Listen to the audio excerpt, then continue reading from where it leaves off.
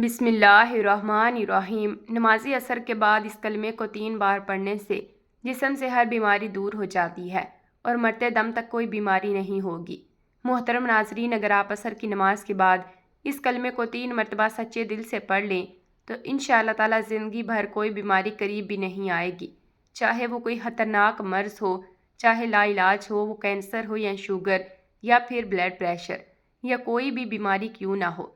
رسول صلی اللہ علیہ وآلہ وسلم کے بتائے ہوئے ان مختصر کلمے میں اتنی برکت ہے کہ اللہ تعالیٰ کی رحمت جسم سے ہر بیماری کو نکال کر انسان کو مکمل تندرست کر دیا جاتا ہے اور پھر موت تک کوئی بھی بیماری قریب نہیں آتی انشاءاللہ تعالیٰ۔ محترم عزیزوں، اور نماز عصر کے بعد صرف 3 مرتبہ ان کلمات کو پڑھ لینا اور اللہ کی بارگاہ میں یقین کے ساتھ دعا مانگنا، انشاءاللہ تعالیٰ آپ کی زندگی میں کوئی بھی صحت سے صحت بیماری ہو وہ بھی ختم ہو جائے گی۔ ان کلمات کی تاثیر اس قدر زبردست ہے کہ انسان حیران رہ جاتا ہے کہ اتنے چھوٹے الفاظ میں اتنی بڑی تاثیر کیسے ممکن ہے۔ یہ کلمات بہت طاقتور ہیں، ان کو اپنی زندگی میں ایک بار ضرور پڑھ لیں تاکہ آپ پر اللہ کی خاص رحمت نازل ہو جائے اور جسم سے ہر قسم کی بیماری کا خاتمہ ہو جائے۔ یہ کلمات انسان کو نہ صرف بیماریوں سے محفوظ رکھتے ہیں بلکہ دل کو سکون عطا کرتی ہیں اور روح کو تازگی بخشتی ہیں۔ ان کلمات کو پڑھنے والا اللہ تعالیٰ کی شفا کا حقدار بن جاتا ہے اور وہ بیماری جو انسان کو برسوں سے تنگ کر رہی ہوتی ہے وہ چند دنوں میں ختم ہو جاتی ہے۔ ناظرین، نبی پاک صلی اللہ علیہ وسلم کی عمر مبارک جب 7 برس کی ہوئی تو آپ صلی اللہ علیہ وسلم کی آنکھوں میں تکلیف ہونے لگی۔ آپ کے دادا حضرت عبدالمطلب نے مختلف علاج کروائے مگر کوئی فائدہ نہ ہوا۔ آنکھوں کی تکلیف بڑھتی گئی اور حضرت عبدالمطلب بے حد پریشان ہوئے کہ آخر کیا کیا جائے، کیا طریقہ اپنایا جائے، کیونکہ ہر دعا اور ہر علاج ناکام ہو چکے تھے۔ اسی پریشانی کے عالم میں آپ ایک جاننے والے حضرت عبدالمطلب سے کہا، اے سردار مکہ، فکر نہ کرے، مکہ مکرمہ کے قریب ایک بازار ہے اور اس بازار کے ساتھ ایک طبیب کا وہ گھر ہے جو نہایت قابل ہے، وہ دعا بھی دیتا ہے اور دم بھی کرتا ہے۔ اللہ کرم سے جو بھی اس کے پاس جاتا ہے شفا پا لیتا ہے۔ ہم نے خود کئی مرتبہ اسے آزمایا۔ حضرت عبدالمطلب نے جب یہ سنا تو دل خوش ہو گیا اور فوراً نبی صلی اللہ علیہ وسلم کو لے کر اس طبیب یعنی راہبر کے پاس روانہ ہو گئے۔ جب اس کے دروازے پر پہنچے تو وقت شام کا تھا، دروازہ بند تھا۔ حضرت عبدالمطلب نے وہاں موجود لوگوں سے اس رہبر کے بارے میں پوچھا تو سب نے بڑی تعریف کی اور کہا کہ رہبر کے ہاتھ میں بہت شفا ہے، جو بھی مریض اس کے پاس جاتا ہے دعا بھی ملتی ہے اور دم بھی ہوتا ہے، اللہ کے کرم سے وہ تندرست ہو کر لوٹتا ہے۔ محترم عزیزو، حضرت عبدالمطلب نے جب یہ سنا تو فرمایا، کیا وہ کہاں ہے؟ لوگوں نے بتایا وہ تو اپنے گھر پر ہے لیکن دروازہ اب نہیں کھلے گا کیونکہ وہ کئی دن کے لیے عبادت میں مصروف ہو جاتا ہے۔ دروازہ بند کر کے ایک مخصوص وقت تک باہر نہیں آتا۔ اس بار تو ابھی دروازہ بند ہوا ہے اور پتہ نہیں کب کھلے گا، بعض اوقات یا برسوں تک دروازہ بند ہی رہتا ہے۔ یہ سن کر حضرت عبدالمطلب بڑے افسردہ ہوئے، دل میں سوال اٹھا کہ اب کیا کیا جائے۔ ابھی وہ سوچ ہی رہے تھے کہ اچانک اس مکان میں زلزلہ آ گیا، دیواریں ہلنے لگی، چھت لرزنے لگا، یہاں تک کہ قریب تھا کہ وہ مکان گر جاتا اور وہ رہبر نیچے دب جاتا۔ اسی خوف سے رہبر فوراً باہر آیا۔ جیسے ہی وہ باہر آیا تو حضرت عبدالمطلب کو دیکھ کر پہچان لیا، یہ تو مکہ مکرمہ کے سردار ہیں۔ رہبر نے کہا، سردار کیسے آنا ہوا؟ حضرت عبدالمطلب نے فرمایا، یہ میرا پوتا بیمار ہے، آنکھوں میں تکلیف ہے، ہر علاج کیا لیکن آرام نہیں آیا، سنا ہے اب دعا بھی دیتے ہیں اور دم بھی کرتے ہیں، مہربانی فرما کر دعا کریں اور دعا بھی دیں تاکہ میرے پوتے کی آنکھیں ٹھیک ہو جائیں۔ رہبر نے جب نبی صلی اللہ علیہ وسلم کے چہرے مبارک پر نظر ڈالی تو دیکھتا ہی رہ گیا۔ پھر وہ اندر گیا، غسل کیا، پاکیزہ لباس پہنا، خوشبو لگائی اور اپنے کمرے سے ایک پرانی آسمانی کتاب نکال کر لایا۔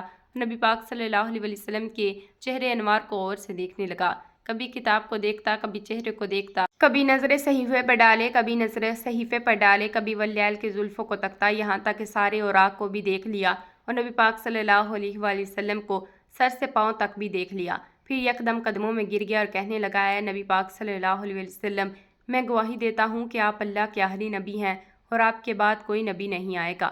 محترم عزیزو، ابھی اعلان نبوت نہیں ہوا تھا مگر رہبر نے اللہ کی دی ہوئی معرفت سے پہچان لیا کہ یہی وہ نبی ہیں جن کے آنے کی بشارت ہمیں دی گئی۔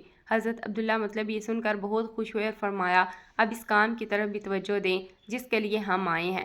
اور رہبر نے فرمایا، کون سا کام؟ حضرت عبدالمطلب نے کہا کہ میرے پوتے کی آنکھوں کا علاج کریں۔ رہبر کی آنکھوں میں آنسو آ گئے اور کہا، آپ نبی صلی اللہ علیہ وسلم کو لے کر میرے جیسے گناہگار کے پاس آئے، اپنے طبیب کو مریض کے پاس لے کر آگے، شفا دینے والے کو دعا مانگنے والے کے پاس لے آئے، محتار کو مجبور کے پاس لے آئے، نبی کو امتی کے پاس لے آئے۔ اے عبدالمطلب، میں اپنے عبادت خانے میں بیٹھا تھا، اللہ تعالیٰ کی عبادت کر رہا تھا کہ اچانک میرا سارا مکان لرزنے لگا، اگر میں باہر نہ آتا تو مکان کے نیچے آ کر دب جاتا۔ اے سردار مکہ، تیرا یہ پوتا بڑی شان والا ہے، بڑی عظمت والا ہے۔ دیکھ، اس کے چہرے سے نور کے فوارے نکل رہے ہیں۔ کائنات کے یہودی اس کے دشمن ہیں، اسے اسی طرح لے کر نہ پھرا کرو، کہیں کوئی یہودی اس کو تکلیف نہ دے جائے۔ اس کو اپنے گھر لے جاؤ۔ محترم عزیزو، حضرت عبداللہ مطلب فرماتے ہیں کہ آپ نے میری بڑی رہنمائی فرمائی۔ شکریہ، لیکن اصل مسئلہ تو اپنی جگہ ہے۔ جس مقصد کے لیے آیا تھا وہ تو حل نہ ہوا۔ تو رہبر نے مسکرا کر کہا، اے سردار مکہ، ان کی آنکھوں کا علاج خود انہی کے پاس موجود ہے، آپ کو پتہ ہی نہیں۔ فرمایا، کہاں علاج ہے؟ رہبر نے کہا، سردار مکہ، نبی صلی اللہ علیہ وسلم کا لباب شریف نکال کر ان کی آنکھوں میں لگاؤ، یہ بالکل ٹھیک ہو جائیں گے۔ عبد المطلب نے اسی وقت سرکار دو عالم صلی اللہ علیہ وسلم کے منہ سے لباب نکال کر آپ کی آنکھوں میں لگایا تو آپ کی آنکھ مبارک اسی وقت ٹھیک ہو گئی، جیسے کبھی دکھی ہی نہ ہو۔ ناظرین، حضرت عبداللہ مطلب بڑے حیران ہوئے، اس رہبر کا شکریہ ادا کیا، چلنے لگے تو راہب نے کہا، حضور شکریہ تو آپ کا کہ آپ نے مجھے سرکار کائنات کی زیارت کروائی۔ حضرت عبدالمطلب نے فرمایا کہ رہبر صاحب، آپ کا دم بہت مشہور ہے، سنا ہے کہ آپ جس کو بھی دم کرتی ہیں وہ مریض اسی وقت ٹھیک ہو جاتا ہے۔ وہ دم کیا کرتی ہیں؟ وہ الفاظ کیا پڑھتی ہیں جن میں اللہ نے اتنی تاثیر رکھ دی ہے؟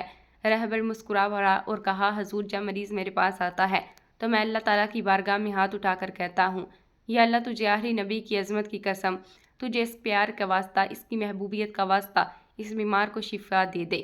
پھر میں مریض پر دم کرتا ہوں، اللہ تعالیٰ بیمار کو شفا دے دیتا ہے۔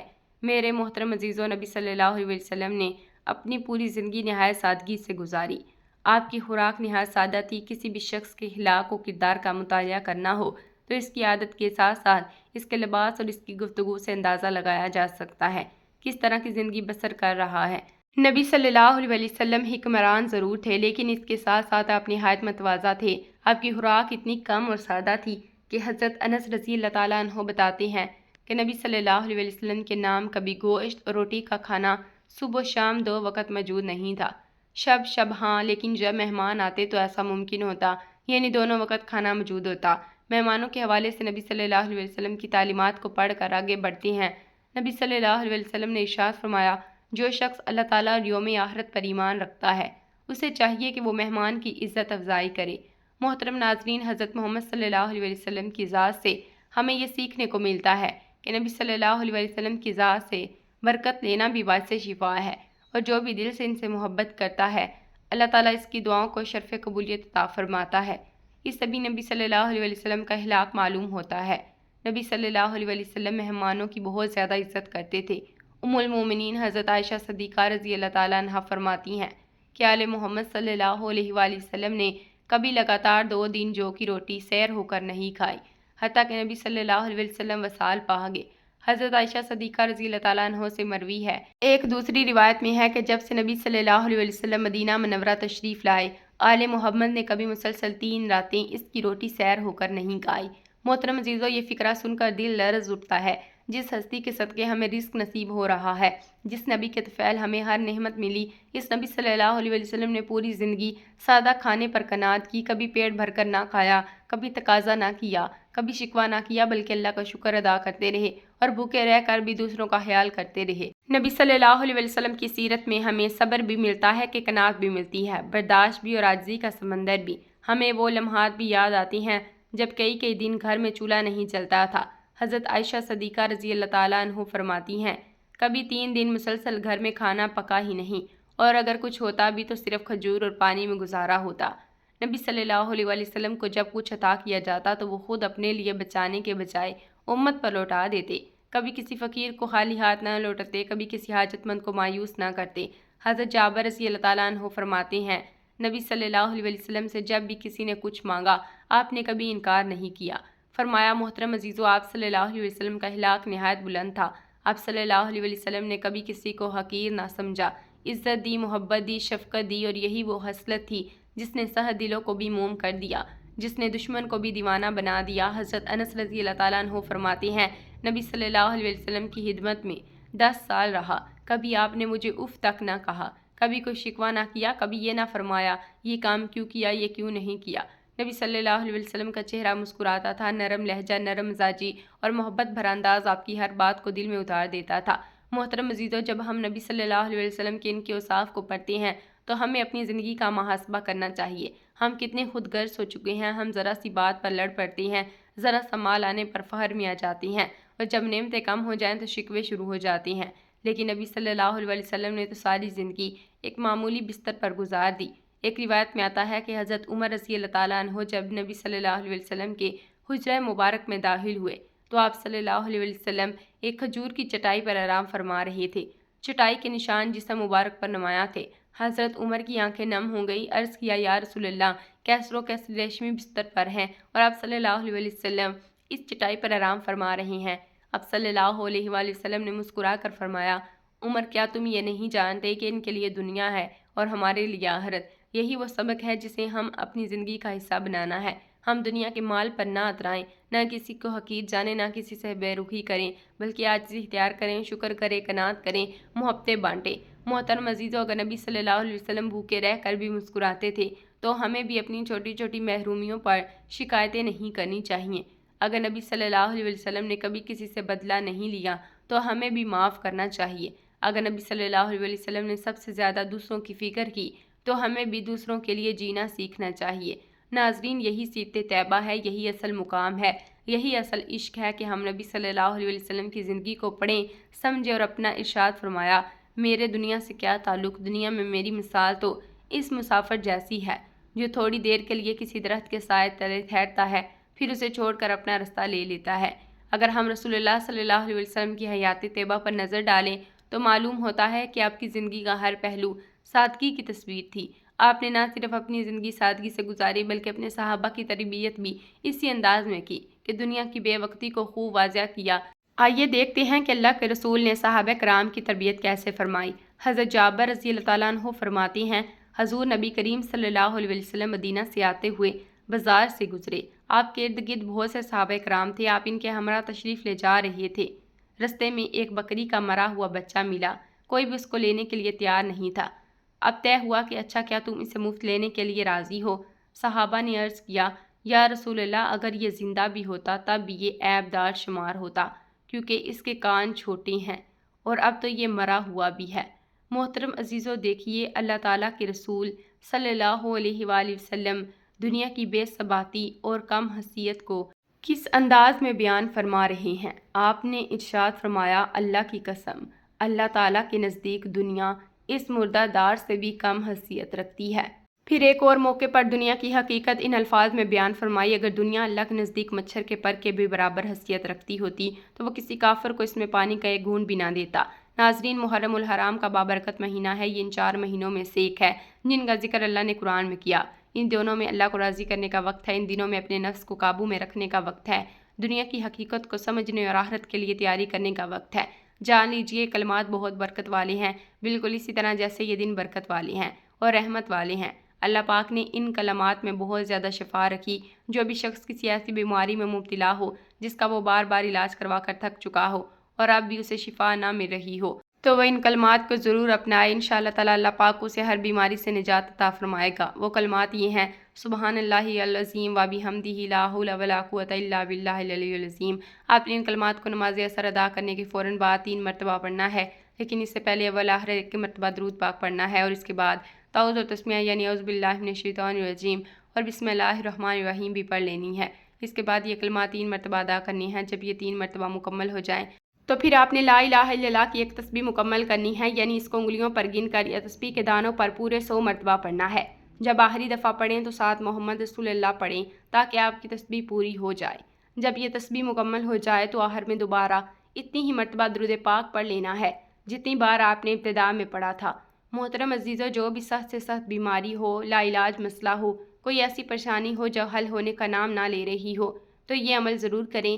انشاءاللہ تعالی اللہ پاک آپ کو ان کلمات کی برکت سے فوری شفا عطا فرمائے گا اور آپ کے دل کو سکون ملے گا۔ محترم عزیزو، یہ کلمات صرف 3 مرتبہ عصر کی نماز کے بعد ادا کرنی ہے، اول آخر 1 مرتبہ درود پاک پڑھنا ہے۔ انشاءاللہ تعالی اس عمل کی برکت سے آپ شفا یاب ہو جائیں گے۔ اللہم صلی علی محمد وعلی آل محمد کما صلیت علی ابراہیم وعلی آل ابراہیم انک حمید مجید۔ اللہم بارک علی محمد وعلی آل محمد कमा बारिकत अला इब्राहीम व अला आलि इब्राहीम इन्नका हमीदुम मजीद। दुरूद पाक पढ़ने के बाद अब आपने एक मरतबा औज़ु बिल्लाहि मिनश शैतानिर रजीम बिस्मिल्लाहिर्रहमानिर्रहीम पढ़कर 3 मरतबा आपने ये कलमात पढ़ने हैं। सुबहानल्लाहिल अज़ीम व बिहम्दिही ला हौला वला कुव्वता इल्ला बिल्लाहिल अलिय्युल अज़ीम।